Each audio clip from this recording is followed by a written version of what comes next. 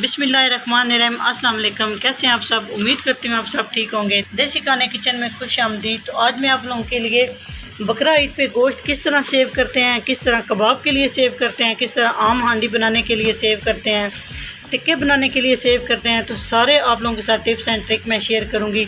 बिल्कुल कम टाइम में आप इस तरह से गोश्त को सेव कर सकते हैं, पका सकते हैं बहुत इजीली तरीके से।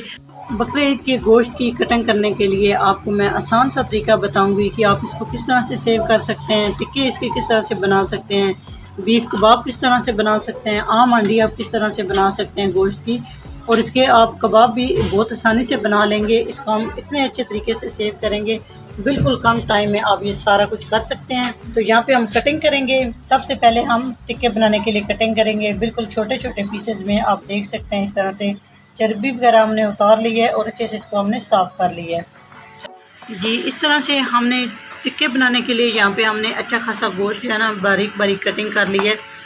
बिल्कुल इस तरह से ना छोटे पीसेज में आपने कटिंग करनी है।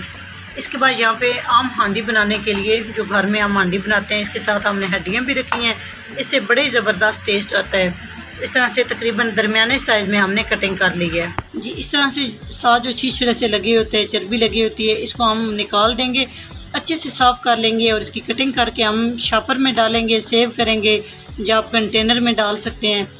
तो बहुत इजी हो जाएगा। जब पकाना हो जल्दी से निकालें, इसको धो के आप जल्दी से बना सकते हैं। बिल्कुल आसान सा तरीका है। इस तरह से आप कटिंग करते जाएं। नली बिरयानी बनाने के लिए यहाँ पे हम इस तरह से नली को भी अलग से सेव कर लेंगे। इस तरह से हम जिप लॉक शॉपर ले लेंगे। अगर आपके पास ये शॉपर नहीं है तो नॉर्मल शॉपर जो होते हैं जिसमें आप सौदा सरफ लाते हैं, उसमें भी आप सेव कर सकते हैं। तो बहुत ही ईजी तरीका है और आप लंबे अरसे तक गोश्त को इस तरह से महफूज कर सकते हैं।